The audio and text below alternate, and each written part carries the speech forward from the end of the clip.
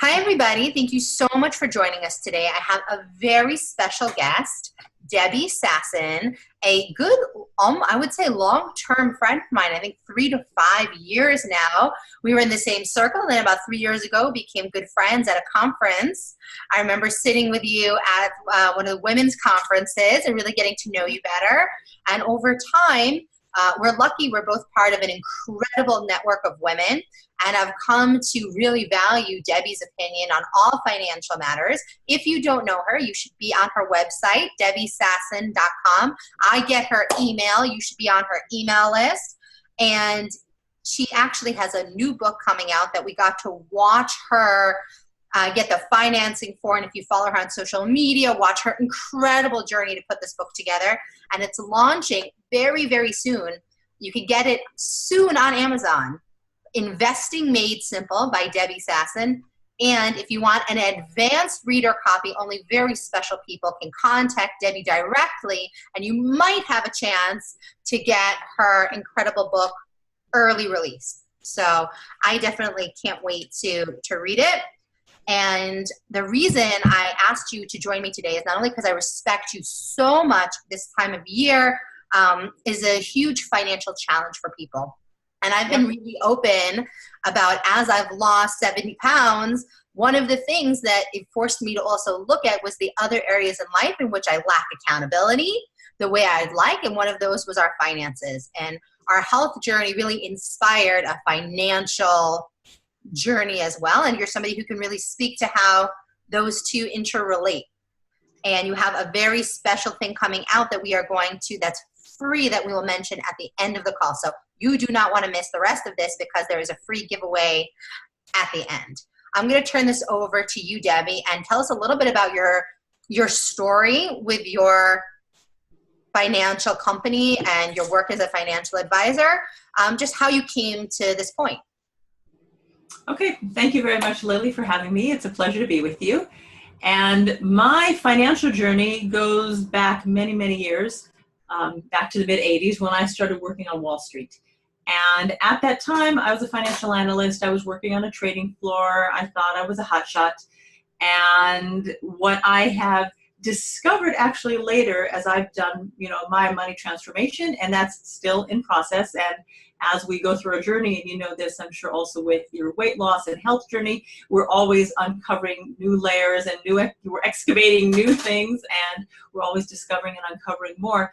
But at some point in my life, it became clear. Oops, something's popping up on my screen. Sorry about that, because I can't see you now.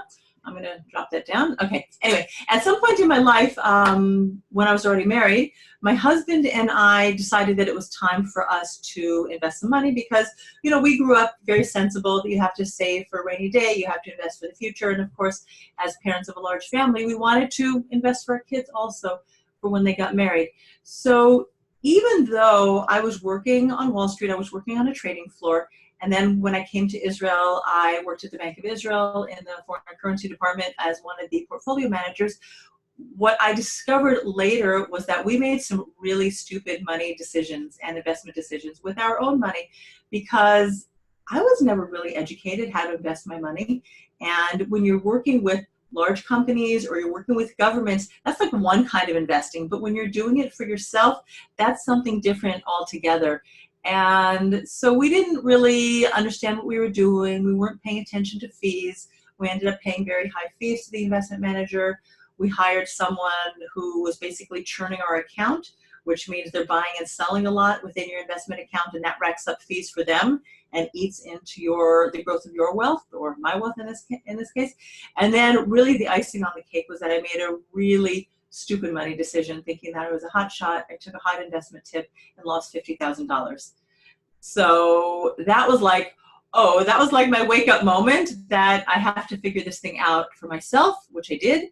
And then I decided, after I had 8 kids and I left the Bank of Israel because it was enough already. I couldn't keep going to work and taking care of my family, that I was going to transition into personal financial planning, and I was going to bring the work that I did with money for myself to other people. Now my investing journey, my financial journey continues, because when you're working with companies, Nobody gets emotionally triggered by money. But when I started working with people, that's when I started seeing all of these triggers around money. And I'm not even talking about people who don't have money and people in debt, but people who have money are triggered by money. And that was like why? Why does one of my clients who earns 7 figures, why does she need courage? That was her word. Why does she need courage to meet with me? And that's when I really, really started changing my relationship with money and learning more. And that's when I became a certified financial coach, and then go forward a few more years and I became a certified EFT practitioner, because that's how I really help my clients to dig deep and understand what's going on under the surface, so we can clear that, release that, and then have a much, much healthier relationship with money. Absolutely. No, but I think one of the reasons that I love working with you, because you're a part of my health and wellness community yourself, and I consider myself definitely somebody who tries to listen to the things that you put out there, is that really, no matter what issue you struggle with in your life, being honest and looking ahead are the two things that are going to help you become aware, so that you can change things that you don't like. And if you did keep your head in the sand and you're not looking, nothing is ever going to change until somebody, until you all of a sudden look up and see you're buried and you can't breathe. Or, something else from the outside is going to happen to you. Like, you're going to have that wake up moment, and you don't have to wait for that. I think it's this misnomer. People think like, well, I'm going to change my health, or I'm going to change my finances when it gets so bad. Like, if I don't hit 75 pounds overweight, or my cholesterol is not like skyrocketing, I don't need to concentrate on my health. And there are so many other things I need to be thinking about. And I think it's the same with money, especially for sure, around Passover. Yeah, indeed. So from your experience coaching clients around Passover, what would you say are the 3 things you hear people complain? Because I hear people complain about money the most around Passover. It's so expensive. It's such a waste of money. I want it to be super nice, so I overspend. I feel like it's such a waste because I have double of everything. Speak to what you feel like are the 3 biggest complaints, and then maybe we'll go into the solutions after. So I think that time, because we're all stretched for time. We've just come off of Purim, and we have this like 4-week gap, and we need some time to like downtime to relax from Purim. Then we have this 4-week gap, and then we all of a sudden we have to put food on the table, and we have to feed people in between when we're turning over our kitchen. So we lack time. We lack money, because in the Jewish world, we have a lot of these holidays, and we have what we came from. And that's really important, is that whatever our family of origin paradigm, or what our history was around Passover, and some people maybe didn't grow up with a Passover Seder, but a lot of times we want to recreate what we had in the past, and that can cost money that maybe our parents did or didn't have, or maybe they did it differently. And then, I think they're really the big 3: time, energy, and money.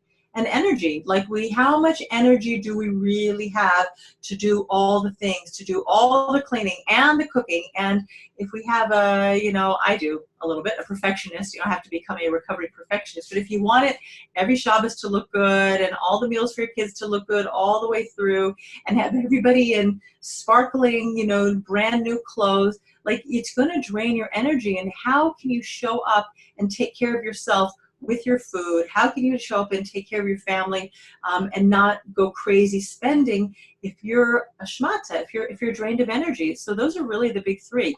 And I think definitely we compensate for the feeling of lack in time and energy with money. Yes. I don't have enough time to clean. I don't have enough time to cook because Passover is coming. So I will buy takeout more. I will get more cleaning help. And there's nothing wrong with these things. But when you're not aware that you're doing them, and you're not doing them in a smart way, you're not leveraging the money to actually meet your health and time goal at the same time. Instead, you're throwing the money away because you're just feeling the lack and the overwhelm. Yep, agree, 100%. 100%. So how do you help guide people to making smart financial decisions when they feel like, well, I have very limited time, I have very limited, energy resources, and I do want things to look good. So how many weeks do we have now? Like 3.5 weeks before Pesach? Yeah, 3 weeks. 3 weeks. So, and you have the same approach with food, right? Let's Yep. take out our calendar and let's plan, Yep. right? And put, here we know that this year Lela Seder is on a Friday night. So let's work backwards. And what day do you want to turn your kitchen over? Right? So if you want to turn your kitchen over on Monday or Tuesday, what does that mean? And when are you going to fit your shopping in? When are you going to cook your meals? You could cook this week, for example, for Shabbos, and you could cook for this week, and you could cook for next week, and you can put it in the freezer. You don't always have to be scrambling, or you don't have to buy takeaway. If you have a crock pot, and I love a crock pot because it's a time saver, it's in terms of healthy food. You just put a chicken in a crock pot. You don't even have to add anything to it. A little bit of, grill off, spices on top of it, put in an onion, a carrot, and a couple potatoes or something, sweet potatoes, and you're done. You've got a meal. So put a couple chickens in your crock pot. So you have one for this week, one for next week. We can reduce things from our menu. If you normally have 5 different types of salads on your table for Shabbos, you don't have to do all the things this week. And so rather than going out and buying things, figure out what you can pull back on. What types of salads can you make on the morning of Shabbos? You don't have to have cooked salads. You can, they're all delicious. They're all wonderful. But if this week you have a cabbage salad and a green salad, that's okay. Nobody is, coming at fault for you, and go and buy yourself some hummus. And for 1 week, that'll be okay. And you're not going to go into debt by going to the local caterer. I know caterers do tremendous business, and I'm not trying to take away from their services, but it does cost money. And the pizza shops, pizza shops make a ton of money at this time of year. But you know what? If you have some chicken cutlets, chicken schnitzels, you can put those in your oven with a little bit of spices. You don't even have to bread them. Nothing. Right. You just I'll tell you what I do. I put a little bit of olive oil on my tray. I take each schnitzel and turn it upside down, throw some spices over it, put it in the oven. In 10 minutes, you have dinner. And this is why we're so aligned. And I interviewed Rebecca Saltzman about organization as well. And what people don't understand is that these are real life skills. The skill of planning, it isn't that some people are good planners and some people aren't. It is a skill that's learned. It's a skill that either you were blessed to learn from your parents or you had maybe a leadership role in some other area of your life and you learned to plan. And then it also takes awareness to understand it's the same skill. It's not that you need to learn a whole new skill to plan out your food just because you're good with money. People who are plan out their money realize exactly the things that we're teaching. You need to look at what day you're turning over your kitchen so you know when you're going to start using, aluminum pans so that you can cook kosher for Pesach food before it's kosher Pesach. That chicken is perfectly kosher for Pesach. It doesn't matter if your oven's already been turned over, but you haven't taken any pots and pans out of the oven. Crock pots, great, but when you want to maybe turn over more of your kitchen, just aluminum sheet pan, you can cook basically anything on an aluminum sheet pan in the oven. And turn it on and forget it with an oven timer. And there's so many great things that it's the same skill. And if you're being smart with your weight loss, you're also going to look at, I want to be smart with my money because I want to be able to buy new clothes to celebrate my weight loss. And good point. Rebecca said the same thing about the organization and the overwhelm with the cleaning. It's because people don't make a plan. They're afraid. They have this emotional trigger. They're afraid to look and see, what day do I want to turn over?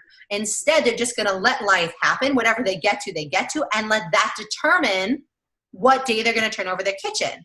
But of course, they're going to put on 10 pounds eating pizza before Pesach even starts. They're going to always feel behind. They're never going to feel successful no matter how much they've done because they don't have a date. They don't have a guide to see where they are versus where they want to be. And of course, they're also going to end up wasting a lot of money that could be put to places where they'll get the most leverage and enjoyment out of it. So one of the things that I do for people to help them just get started, to release the expectation around it, is to start as early as possible. Because the earlier you start, the less pressure you automatically feel. And to remember what Rebecca said, in that no matter what, you can actually turn over your house for Pesach, not spring cleaning, in 48 hours. So it's never too late to start, Right. but it's also never too early. And the earlier you start, the less pressure there is. I know with your study of EFT, what tips do you have to help people start to confront the emotions that are keeping them from actually taking out a calendar and looking at what they want? Okay, so before I go into that, let me just connect, because you said people are afraid. I don't remember your exact words, but procrastination is one of those tactics that we use when we're afraid of something. Exactly. When you're afraid to commit. So we'll procrastinate, we'll go do something else, we'll eat cookies, we'll read a magazine, we'll read a book, we'll feel overwhelmed. And so rather than actually taking proactive action, which is the antidote to the procrastination, we're going to get stuck in this loop where there's so much to do, there's so much to do. So, okay, let me give you a couple of tips. One is sit down. You can even put a timer on your phone. Like sometimes we feel like there's so much to do that we don't want to commit. Put a timer on for 15 minutes, put it on for 10 minutes, and do a massive brain dump of everything you want to do. And you can either do it on one page, or you can put a few pages in front of you. You can have one for the rooms you want to clean, one for the different areas of the kitchen you want to clean, one for the meals, so that anything that comes up, because that process of getting your mind going brings up a lot of things. So all of a sudden you're writing down that, oh, I need to clean the kids' room, and I need to take my kids in and get them new clothes. And then all of a sudden you remember, okay, but I have to go to my neighbor's kiddush on Shabbos, so I have to make a cake. So, if you have a few pieces of paper in front of you, you could actually put that on your food kind of Right. list. And I have to go to the bank, and I have to deposit my check, and I have to make sure my rent is paid. So you can actually put all of those details down. And when you get it out of your brain, then you put it somewhere where you can stop thinking about it now, because now you have it down in black and white. So that would be the first step. Now, I did on my YouTube channel, you can also access it on my blog, I did this right before Purim, because I was feeling overwhelmed about all of the things that I need to do. For some reason, I personally feel that Purim is much more anxiety-inducing than Pesach, because it's sort of like, especially this year, right after our wedding, it was like all of a sudden. But I feel like this every year. So I did an EFT tapping video on the overwhelm.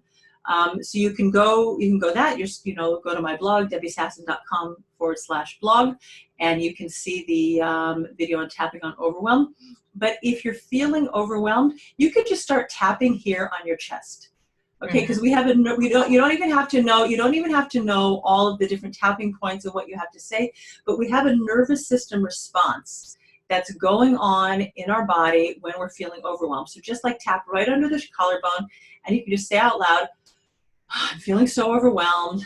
There's so much to do. Just like talk out how you're feeling. And just like let it go. Let it go. If you just like, tap under here and just talk through what you're feeling overwhelmed.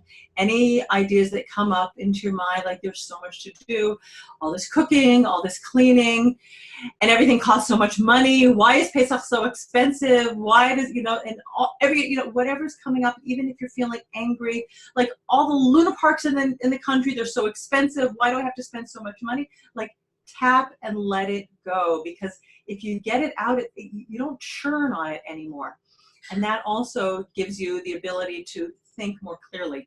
Absolutely. One of the things that we did this year that we're very proud of at our financial journey is this past Saturday night, it actually made my Shabbos very anxiety. My Saturday night was very stressful, because every time we sit down for that monthly budget meeting, it gets better and better, and there's less and less anxiety, but there's still anxiety going into it. How are we going to communicate? And we're going to be able to be positive. What are we going to like? Are we going to see a good progress towards what we want for next month? And especially around the holidays, like our income doesn't change just because a holiday comes up. So while definitely you can try to put money aside in advance, if you're paying down debt like we are, you have to make a choice. And you decide that I'm not going to give up on paying down my debt this month to to have more things for Passover. So my husband started out with this conversation and he's like, so how much food, like usually we do go out to eat 3-4 times in the week before Pesach, one meal. Like we'll clean all morning, then we'll go out so the house stays clean, and I'll have prepped a kosher for Pesach, not Pesach dinner. And we said this year we're going to take that money and that's going to go into activities that we're going to do with the kids. And we're all going to get behind sandwiches and leftovers and whatever. And my husband's like, are you sure that's going to, like, you know, that's time and effort and organization? And I said, it's time, effort, and organization, or it's 2 more months, you know, of where that money would be going to pay down our debt. And we are 2 months away from this big car loan that we have being paid off. And I'm like, at the end of Pesach, I could feel free and looking for the summer with 1 month left, or I could be looking to Shavuot camp and still feeling the same overwhelm. And sometimes I think this is the same with weight loss and the same with people who want to be healthier. They say, well, I'm going to wait till after Pesach to start. I'll just tell you, years ago, this was after the birth of my 5th child. And with every child, I had gained a little bit. A week before Rosh Hashanah, I said, that's it. Right. I've had enough. And rather than gaining weight through the Chagim, I lost like 2 or something kilos. But even if I'd stayed exactly the same because I'd been monitoring what I was eating, that would have been. I started my 70-pound weight loss journey Erev Leil Seder. I got my box. I ordered a week before Seder when I was like, I had a baby and I was like, I can't wear anything. And I just can't go another week in my maternity clothes. And I'm going to have to show up to Seder in maternity clothes. And that is just unacceptable. And I lost 3 kilos over Pesach, not dieting, just doing this program that you know you're a part of. It's just healthy and sensible. And I still had a great Pesach, but I felt so in control. And I don't know how to sometimes give over to people that sense of excitement and joy and success that you get in the process of taking responsibility and taking control, even way before you get to your goal. And I think that's true with money, that as we've been on this journey, the more we take responsibility, the more joy you have in your money. And the same thing with your food and your nutrition, the more responsibility you take for what you're nourishing yourself with, the more joy you have in it. Has that been your experience as well? It is, and I think that part of it is that we have a hard time, like globally, we have a hard time celebrating our wins. Like you're waiting to pay off $50,000 of debt, or you're waiting for some big goal, but you know what? Every single week that you've made smart choices, that's a celebration. And you can put on some music and have a dance party at home. You can put up balloons. It doesn't have to be that all of a sudden, this week you managed to save money or pay off debt and now you can go out to dinner, because that's just going to sabotage it. I'm not talking about I'm never go out to dinner because you're not going to be able to. We have a date night every week, but we put it in our budget. Yeah, fantastic. So you know what? If you want to have a good Pesach, financially speaking, and you want to come out the other side, then planning, I'm going to go back to that. Planning is key, because what happens when we're stressed and when we don't plan, we just throw all caution to the wind. Right. And we just say, okay, whatever, as you said, with food, I'll just deal with it after Pesach. But if you plan it ahead of time, we're going to go on one really big, expensive family excursion, and that's going to be the other thing. And then we're going to go to the park, and then we're going to invite some friends over, and then we're going to do some bicycle riding or some arts and crafts or whatever it is, and we're going to all cook together and make, because even that can be fun. And our chef night and all this stuff isn't one or the other. And this is what I think people think. They're like, oh, well, I'm going to declutter my home, therefore I can't think about what I'm eating or what I'm spending, or I'm going to watch what I'm spending, so God forbid I take on writing down what I eat as well. In fact, when you do them together, you realize that you're a whole person and that these are all the same skills, and they build on each other. So even today, if you ate really well and you had to make a choice between eating really well and spending the money on the salad out, at the end of the day, you look back and you're like, okay, if I would have planned, I could have eaten well and not spent the money on the salad. And it really puts your whole choice together as it's not ever one or the other. It's really about taking responsibility for who you are and who you want to be. As a whole person. And I think also it's a matter of prioritizing. And just with the to-be mindset, the priority is, water first, vegetables most. Like there's a priority of the way you eat. Right, and then tracking. And tracking. So you know what, with what you want to do on Pesach, and depending on the ages of your family, and you and your husband grew up in different scenarios. So what are his goals for Pesach?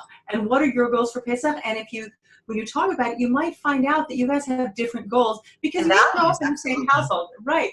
So for one family, it might be going to the Luna Park. And for the other family, it might be inviting, a lot of family, even if you invite a lot of guests over Pesach, that also costs. Yeah, absolutely.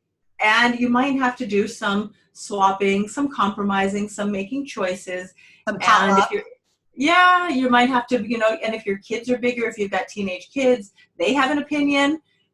Even our younger kids have an opinion. So, and we can say that, with meal planning also, each child can get a choice of what they want to eat, and you could even have older kids. That's a big point I make with meal planning. Get your kids part of the decision-making process. Don't just impose on them, this is what we're eating and like it or leave it. What in the moment it's like it or leave it, but in the advance when there's planning, we're all in community. So some days it's going to be something you like. Some days it might not be something you love. Right. So there's always a slice of bread. Well, before Pesach, you can put it in the toaster and, put some peanut butter on it and you've got a meal there. So that might be, or, an omelet or something like that. And it doesn't have to be anything fancy. A slice of bread and some cottage cheese with some sliced cucumbers and peppers next to it. That's a complete meal. And planning doesn't mean complicated. To me, planning means actually make it simple, because actually acknowledging how much you have on your plate to then make an appropriate choice. Like an omelet with veggies isn't just, for me anyway, isn't a last minute meal. It's a planned meal. It's like, oh, I know I'm really busy on these days. Omelet with veggies it is. And that is so much, and it's healthier and it's more filling and it's more nutrition. It's less calories than Tibble schnitzels. Right. So in every way a win. Win. So you've planned it out. You haven't overspent. You haven't overeaten, and you nourished your body. So you have to, again, back to that planning and looking at the schedule. And you know what? And there are going to be some days that your children are going to wake up with a fever. Your kids, you're going to have to run to the doctor, and your plan is going to turn itself upside down. So don't plan everything to the last minute. You've got to leave yourself a buffer. If you say that you're going to do your house and your kitchen and every single day is planned out exactly, you're going to run out of time. And that's when also you're going to fill in. You're going to fill in with pizza, because the food is always the last thing that goes. Choose cottage cheese and lahmaniot over pizza, because it's the same nutrition. You've got your cheese and you've got your bread. Better nutrition, because the cheese on the pizza is really very high in fat and low in protein. A lot of times people think why do my kids eat so much pizza and not full? It's because there's actually no protein there. And protein is what keeps us full. And the cheese on the pizza is very high in fat. So it's yummy and it's great as an accessory, but it's not great in terms of keeping you full for a long time. And that's why we rely on volume. And we're like, I can eat a whole pizza. Not good for your waistline, not good for your budget. And also lahmaniot and cottage cheese, like a little roll in cottage cheese, you can get that and eat that outside your house. It doesn't even have to come in your house. It's easy to sit and eat in the park. And a whole cucumber. Take a whole cucumber. Some cherry tomatoes, an apple. You're talking about maybe $2, $3 for that whole meal. Under 20 shekel a person, for if you even get them a whole cottage cheese. So I think that's great. I think this was an amazing tips. Now I'm going to give them this special secret giveaway at the end, and that is that you wrote a very, very special ebook free giveaway for the holidays. And what's it called? 7 Steps to Creating Financially Sane Jewish Holidays. And so not only are they going to get Passover, but they're going to be already ready to plan for Shavuot. They're going to be ready to plan for Rosh Hashanah, Sukkot. They're going to actually be able to take what they learned today and apply it to the So all spectrum, the hugging, yeah. all the holidays. And for anybody who you share this with, I'm also going to give them my Passover e-course with all my Passover recipes. And we talk about a lot of the same philosophy about just planning in advance, but specific to Passover, talking about if you're going to a hotel for the holiday, if you're going to your in-laws for the holiday, how to look ahead and say, okay, what are the, from past experience, what are the pitfalls, where are the things I need to be own my choices with, and what are the things I can plan for as well. And they can get that ebook on saneholidays.com. Yes. www.saneholidays.com. I love that because it's so easy to remember, and everyone's going to go and download this ebook and let us know how they liked it. Thank you so much, Debbie, for taking the time and this busy time of year, but I can see that you're at calm and at peace and tapping away because you're planning. That's right. All right. Thank you very much, Lily. It's been a pleasure. My pleasure. Have a great day. You too.